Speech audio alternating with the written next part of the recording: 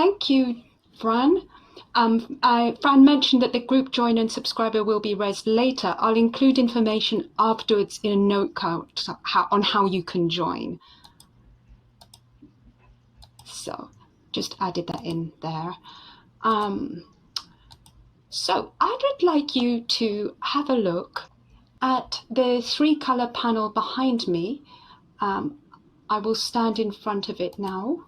So if at any point during the workshop you have a question, of course you can express it in chat, but sometimes questions can get lost there. So feel free to touch the yellow button and I will make sure to come back to you. Your name will appear on the panel, so only do this if you feel comfortable with your name showing. If you have a concern, touch the pink button and I will be sure to prioritize that. And once resolved, just touch the green button.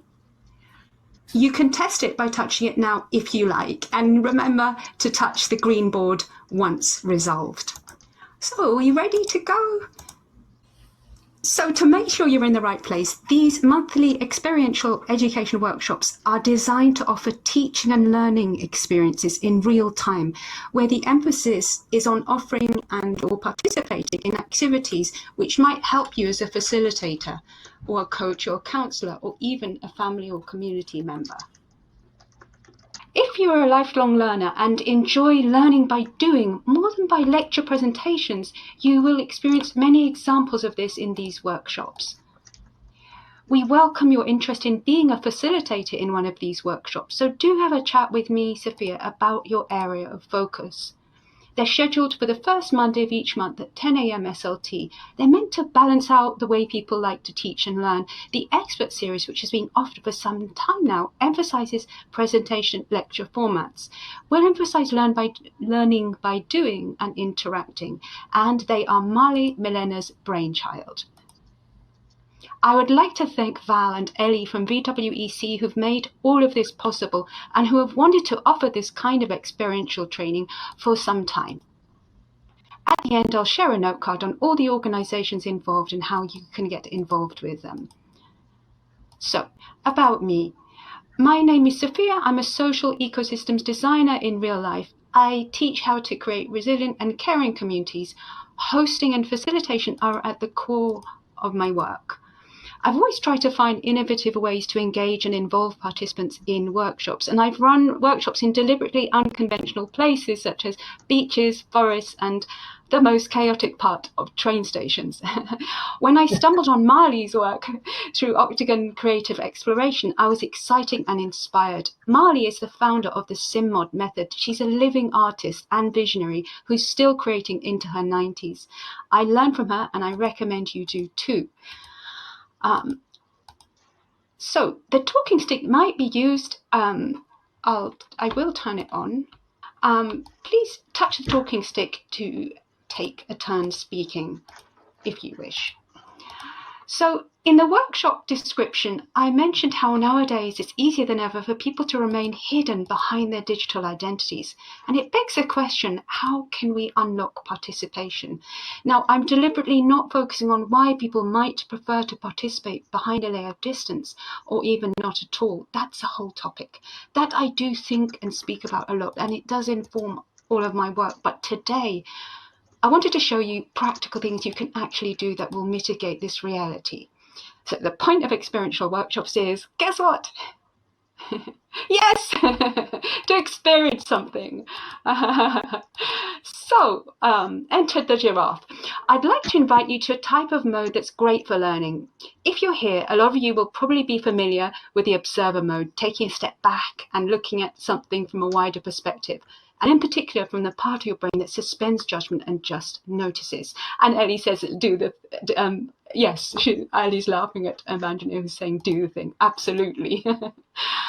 But because we're focused on participation here, I invite you into what I call the giraffe mode. It's not my terminology.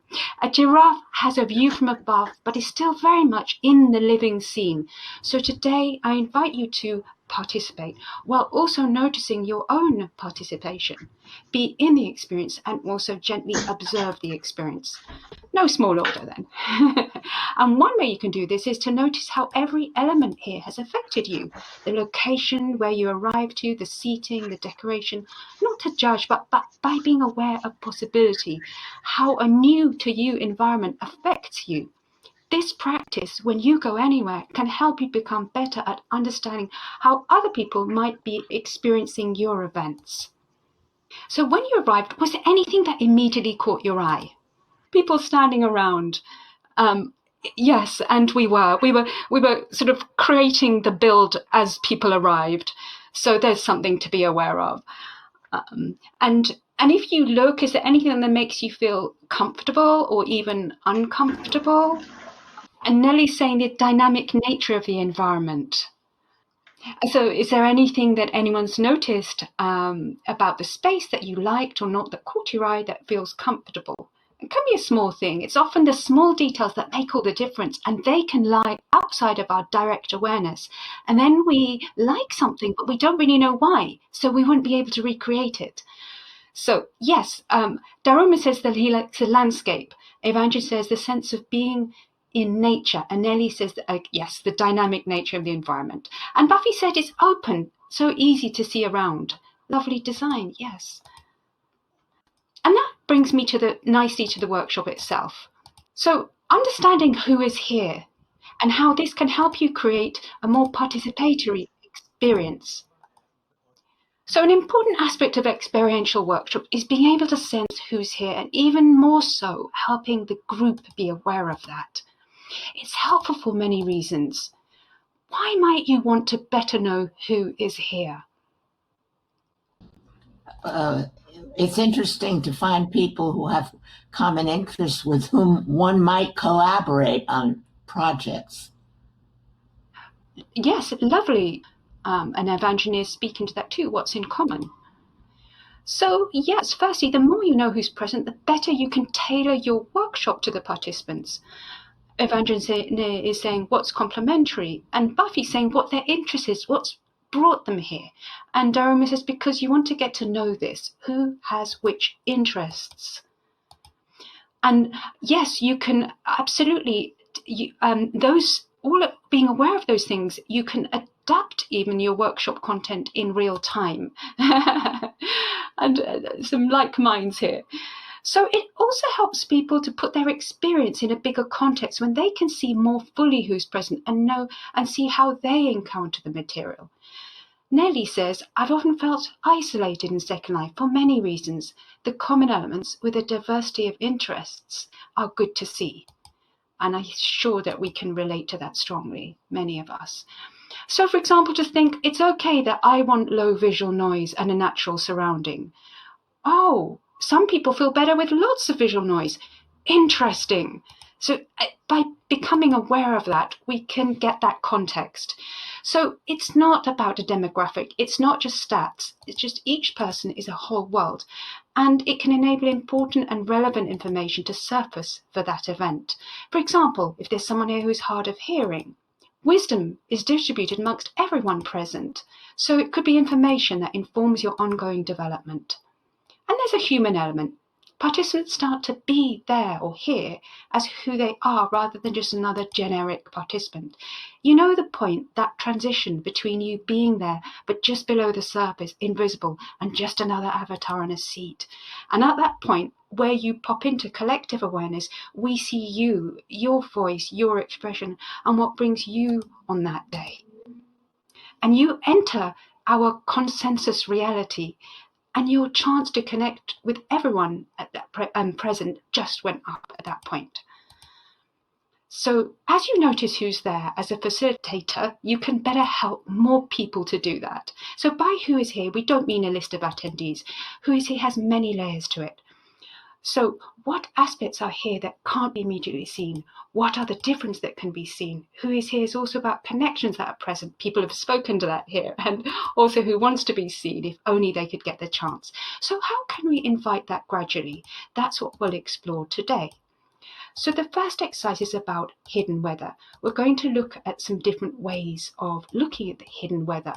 So for the first exercise, we have some fun polls that we can engage with.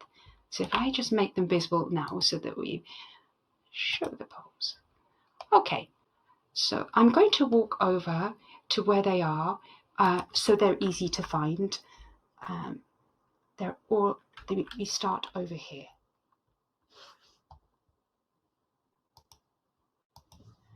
So here on the top deck, under the beautiful trees, see if you can find yourself in these questions. So there are some polls. So if you see the first poll, you'll need to zoom in to see the writing. Once you do, click either yes or no or not sure. And please click above the text on the color block. So the first one is a fun one, just to get a hang of the boards. The question one, do you like organizing inventory? So please go ahead and vote. You can see the votes coming in. Oh. I confess I voted as well. So we have mostly no. A couple of people are half-half about it or may have a different perspective, and we have 2 yeses.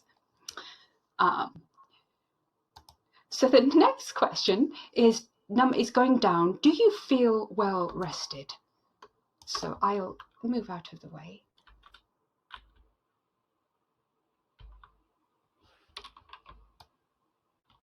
Okay, so we have 3 yes and 3 no.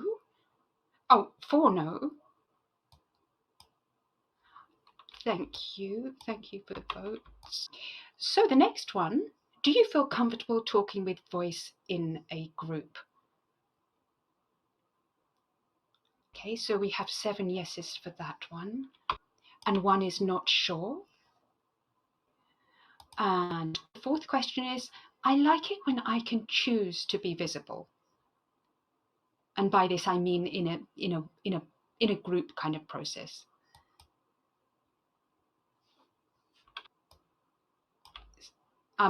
It's a good question, Daruma, also in real life. I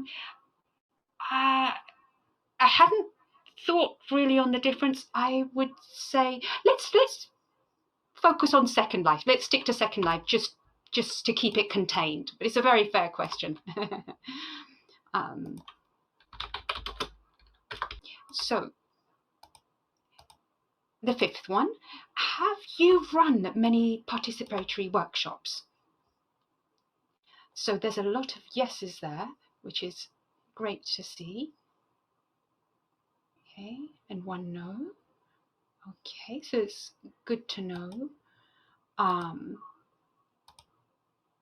The sixth one is, do you have a high-powered machine that easily renders Second Life? And we have someone who wants to say something. We'll just come back. We'll come to you, Nadam. I'm just going to focus on this question. Do you have a high-powered machine that easily renders Second Life? So let's harvest patterns instead of explanations. So what do we now know about this room that we couldn't have known just by looking at avatars and from our interaction so far? Buffy says people are engaged. Yes, we can see that, Buffy, and I'm assuming you mean because people voted. There were lots of votes. Absolutely. And also, yes, that there are distinctions. That is, that not everybody is the same about every question. Yes, absolutely. Yes, I mean, if you had a question, do you prefer to use your voice or to do text? I would say voice. That's right, but there are a lot of people who much prefer text. Yes, absolutely. So I actually want to just be. I do think that Gentle would prefer the text from voice to text, and I want to make sure that I don't miss. I capture things that that need to appear in the text. Okay, so I've got it at hand. All right. So, did anything surprise you? Well, I would say it surprised me that there's a high degree of experience with participatory workshops. Actually, that feels very uplifting to see for me personally. Yes, the good turnout of smart people. I'm surprised someone like a tidy individual says Buffy. Yes. And Daruma says, yes, people are very interested in this here on Second Life.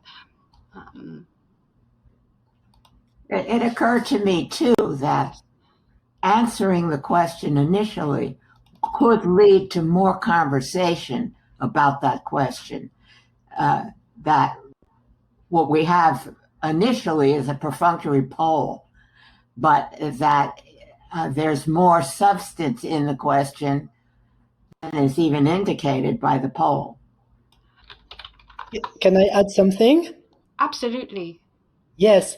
I kind of like the fact that our words become physical in the spatial environments through these blocks where you put these sentences. I think it would be great if when we speak, we could have also not just the chat, but that some words, some part of our sentences would then build some part of the physical environment, the spatial environments where we are sitting now. I think it's very nice to mix the words and the 3D world. Yeah. Yeah, like mirror board, but also maybe with AI, we could turn our words not just into speech to text, but speech to 3D cubes or objects, and we could dynamically recompose the environment. So it could be another way to be present, maybe not by hearing the voice, but by materializing some of our ideas directly in a visual form and not just sincere to our real voice. Because this is the nice thing about Second Life. We are not obliged to be ourselves. We can creatively try on different identities, but also different ways to express what is inside of us. That certainly sounds like a future direction. Absolutely love all the ideas, and I want to bring the attention that anonymous input here is especially useful because it gives the group a truer sense of the unseen diversity, because people don't need to worry about how they will be seen. And Evangelist says words are prims, and Durham has nicely said, and Nelly says all the second world is a stage. Love it. So this is note for facilitators. This is what we call hidden weather. We now know things about the room that we could not know by looking. And well, I think we'll keep going. If you notice, the answers were mostly closed yes or no, with not sure being most, well, it's being pretty open-ended. So did anyone find this a bit restrictive with binary yes, no, and only not sure as a possibility?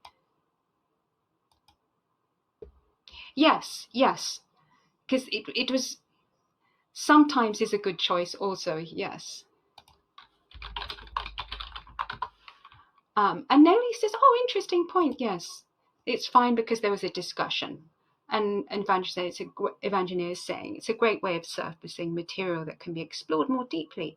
And Madame says, I like the simplicity of just clicking on one block. And Buffy says, no, I think it made us think if there were more choices, it would take longer to decide. Yes, sometimes forcing a choice in a way is quite grounding and one can move on.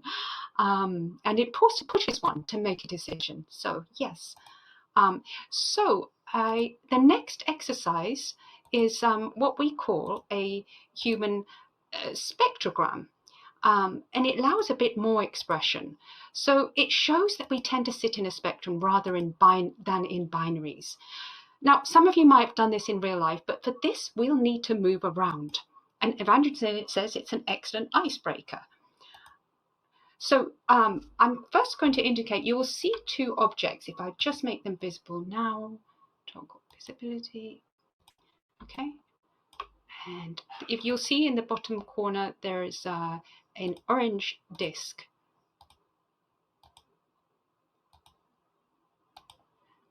So you'll see two rotating discs at the other end, but both ends. Let me just walk over to the teal one, at least to start that one up the top.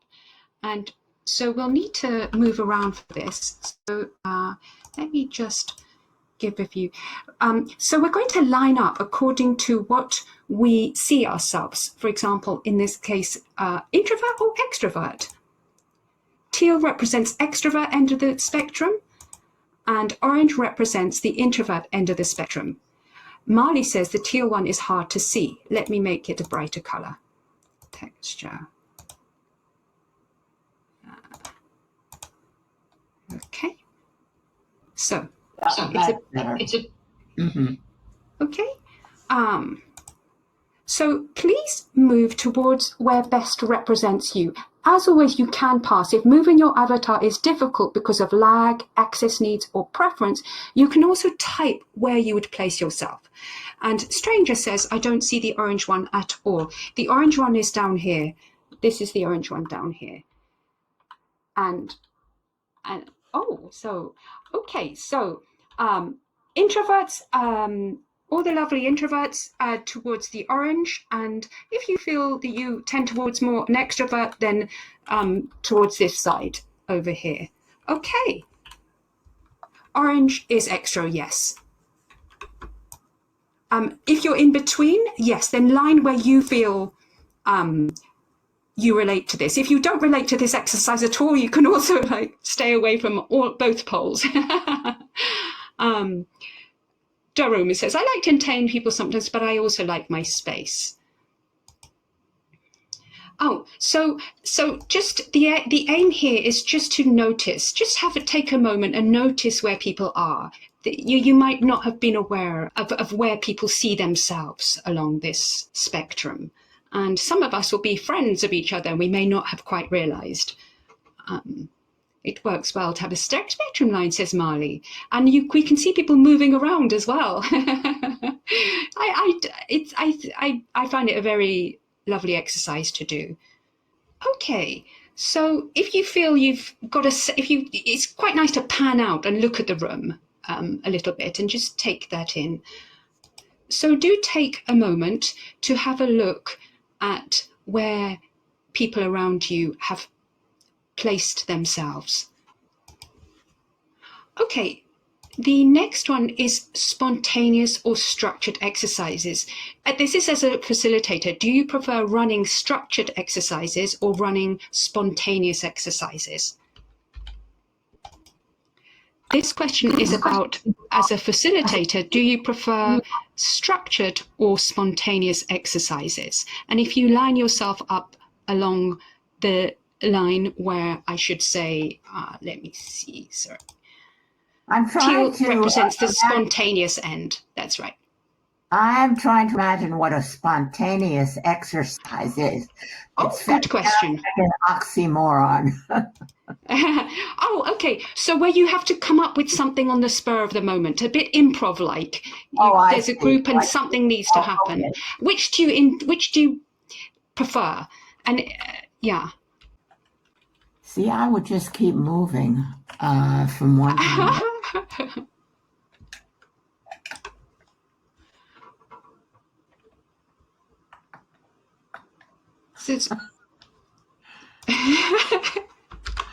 Marley says that she would keep moving.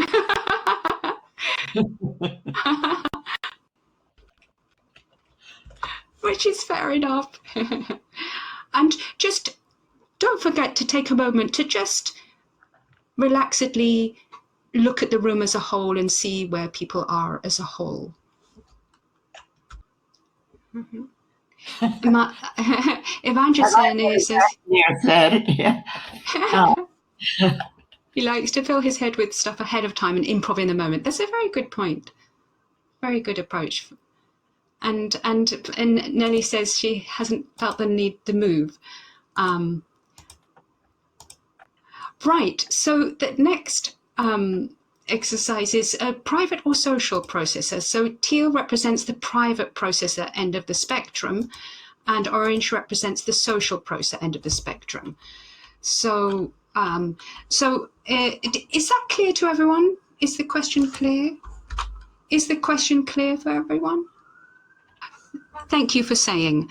So, for example, when you're processing something, do you like to talk it through with others, or do you prefer to go somewhere alone to process things that you're working through in your mind? Do you tend to like to do it, for example, in a group with others, or do you prefer to process alone? And I don't mean the most private things. I mean things that could fit in the realm of, for example, a work challenge or something that you might reasonably share with other people.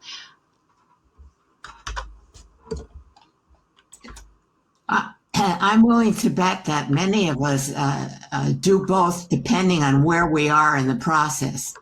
I would spend the first part alone thinking about things and what I want to do and so on, and then I might run it by a trusted colleague to see what their input would be, and then I'd go back and I'd work on it alone.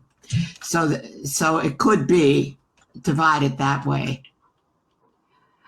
That's a really good point. These are very subtle, and context absolutely does matter, like people are saying. So Nelly says that, yes, that she needs to do I agree, Nelly. Yes, I do. Yes. I need to do both. Yes. Okay. Well, thank you everyone for participating in this. We could, as you can see, this could lead to many further conversations.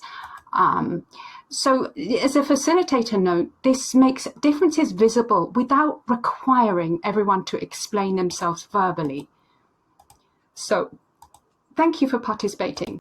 And I would say we have reflected on it already somewhat, so we'll probably keep moving.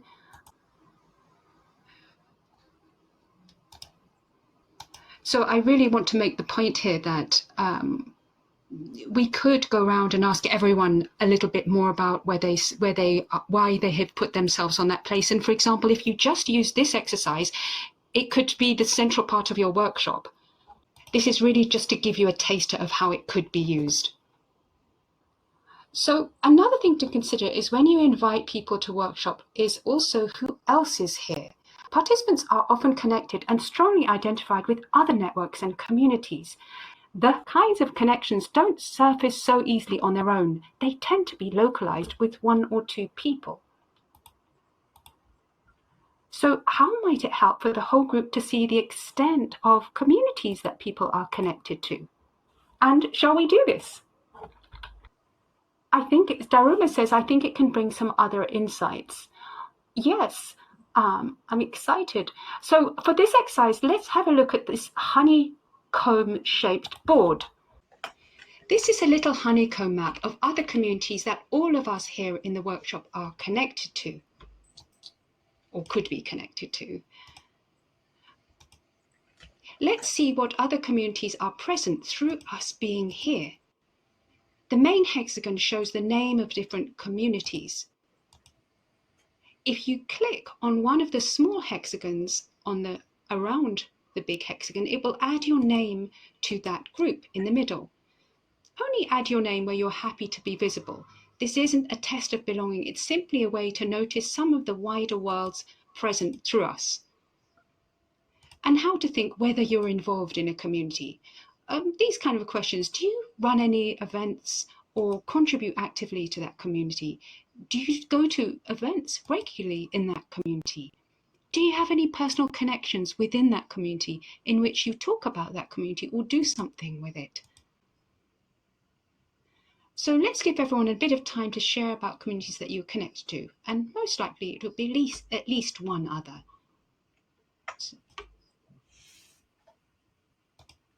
I think I and a number of people here are parts of several education communities, starting with this one, VWEC. Yes. And then I'd like to mention the Virtual Worlds Education Roundtable, which is a separate group. But a lot of the same people go to these different education groups. Then there's the nonprofit commons. Yes, yes. So what we could do, I mean, you could tailor these outer hexagon to be specific to specific communities. This is quite general as in the way that we're looking at it. And it's really to get a voice, to get a rough overview. So what I'm going to do, I'm going to export the name so you can see in the chat. If you can't see the big hexagon in the middle, I'm going to export the names that. Yeah, I yes, can't. you do need to zoom in, and thank you for the feedback that they're not easy to read. I'm going to book in. In a way, this is a good test of this technology. I'm going to export. You can see if you can't read the middle hexagon, then have a look at the chat. You can see the different communities people feel part of. So we can see there's quite a few connected to education and well-being. Languages, Nelly is connected to languages. Creative communities, Ellie and Daruma. Gaming, Evangeline, and is that lots of people connected to the music community, Stranger, Daruma, Buffy, and Fran. And Nelly's connected to a land community, like a neighborhood, and something I pine for. and we have lots of lovely connections to the arts community. Fran, Buffy, Marley, Daruma, Nelly, and Ino. And the writing communities are here, between Stranger, Nelly, and Evangeline. And yes, well-being, Daruma, Fran, Stranger, Ellie, Evangeline, and Marley. And education, of course, Daruma, Buffy, Ellie, Nelly, Fran, and Marley. Navigation and blogging, not so much present today. Now, I would love to show you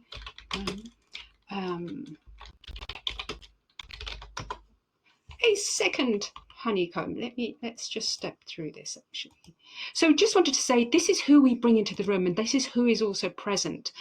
And this shows that every participant, it brings more than themselves. They bring networks, communities, and possible bridges. And so I'd like to show you another board that's similar. Have a look at the honeycomb board next to it. This is a honeycomb map of people's wishes to be connected to communities that are present. Let's see, what do we all want to be connected to? These are the same communities, and it's the same process. If you click on one of the small hexagons, it will add your name to that group, and only add your name where you're happy to be visible. You can simply observe. So have a look at that second one, and if there's a community that you'd like to be connected with, feel free to express your name there. And we've already got some people expressing desire for connection into that community. For example, Enoch is expressing interest to connect to the science community, to the creative community, to the blogging community, to education as well. Buffy's interested in connecting to the well-being community, and Buffy, you've had so much to give there, and to the creators community. And strangers, yes, we've covered it. And Nadam is interested to connect to the navigation community and the language community. Marley is interested to connect to the music community.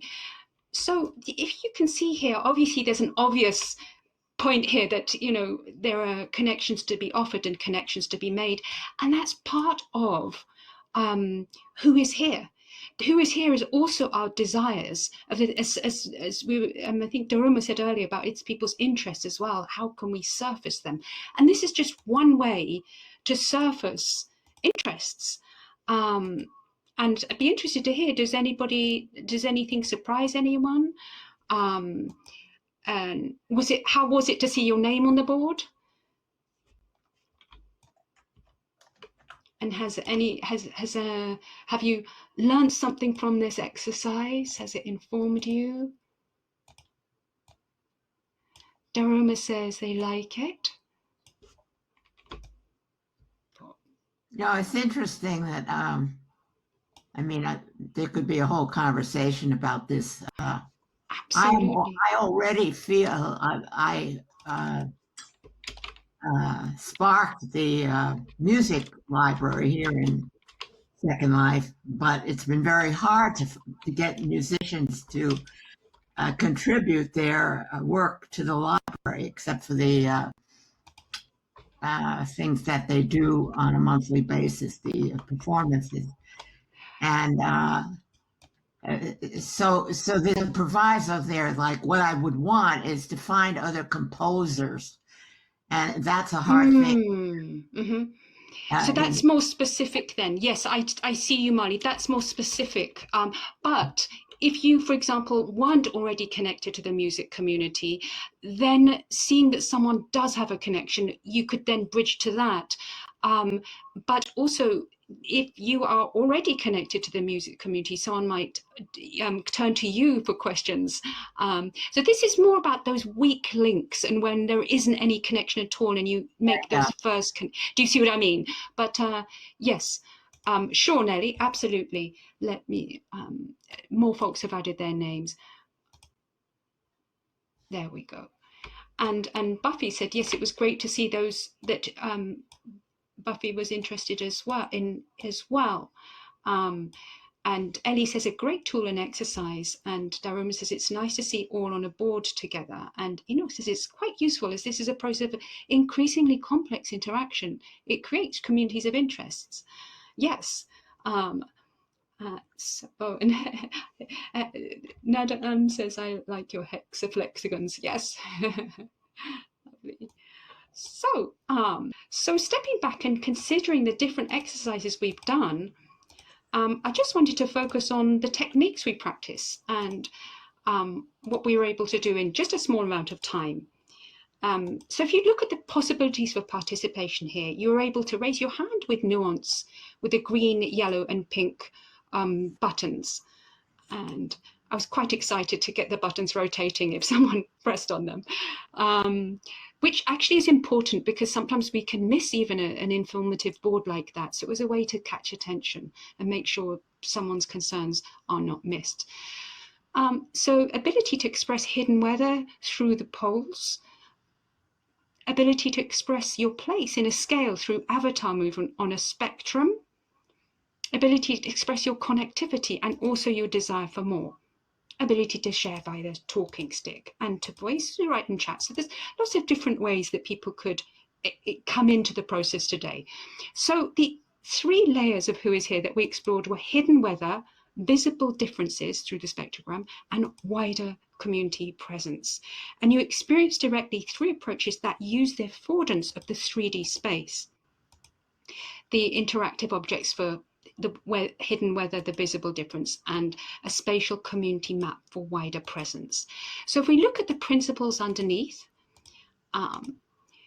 so the setting matters, the environment is a participant, level of comfort, visual noise, sound, seating, arrival point, and atmosphere all affect participation. And a nice tip I always think of is try and experience your own workshop settings through beginner eyes. Ask people to come in with no prior knowledge and test also your processes when you have a low bandwidth, even maybe on a personal level, and what it's like to experience what you're offering to others. I don't find that so easy to do. So we really depend on other people to give us that feedback. Modalities matter. People enter through different channels, chat, voice, noticing color, movement, clicking, watching, naming, and even silence. Interactive tools, different polls involve different motor skills, clicking, pattern matching to work out which tile, makes it more fun. Visibility should be gradual. The biggest jump is often from no participation to some participation. Good design makes that first step smaller. So notice how more of you gradually came into the room through the anonymous choices and then through the lineup and through the map. I like the notion that, yes, we can write in chat for full visibility. Your name is there and also unique expression. And you can use the talking stick. It's more than chat. It draws the full attention in the room at that moment in time. And it's what I call arena level visibility with the talking stick. And it's lovely because the whole room can give you that attention. I think it's a beautiful thing. So some people are confident to jump in right to number 5, say, for example, into that full arena visibility. But for others, all of the preceding steps reduce the size of the jump from below visibility to full arena visibility. So these are some principles to think about for running experiential workshops with examples of how we applied them. And if people want to get a hold of these sets, of the set of tools for your own workshops, I shall make them available soon. So I'd love to harvest a few reflections, and you're welcome to speak, write in chat, or pass. What's something that you might take into your own sessions, for example? Ellie says, excellent tools. Nadam says, I like the way you think aloud and reflexively verbalize our group distributed mind and provide continuity between our transient agencies. Your voice tone and rhythm sets the ambience as much as of all the 3D decorum, which is mainly spatial, not temporal. Very good point, Nadam. And actually, there's a quote by Bill O'Brien that is coming to mind from what Nadam said, which is that the impact of any intervention depends on the internal state of the intervener. I find that a very useful thing to remember, and thank you, Nadam, for reminding me. I'd like to make a comment also about. Please, Molly. Yes. I'm a high risk taker. So for me, I want to get to the point where I'm actually in a circle of disclosers, of people who are excited to disclose themselves, to share their own personal stories and abilities and interests and fears and so on. So I think it would be interesting to add that as like that you have many of these exercises are designed with the assumption that people are not high risk takers. Do you know what I mean? And that you have a gradual revealing of information in an anonymous way. For high risk takers, for me, that is frustrating because I want to jump right in with the high risk takers.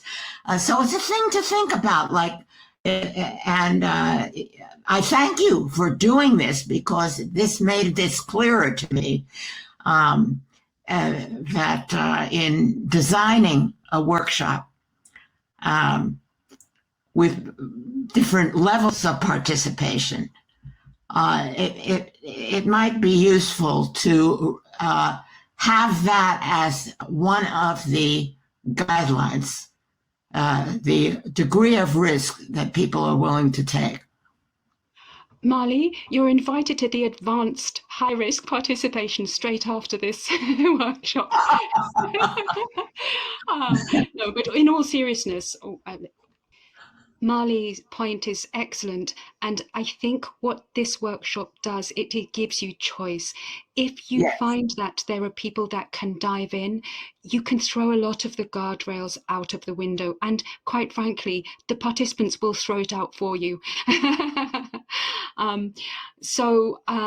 Yes, I absolutely agree, and we don't want to frustrate people also. It's a very good idea to get a sense of the level of risk people are willing to take, and to a certain extent some of that would normally go into the pre-preparation.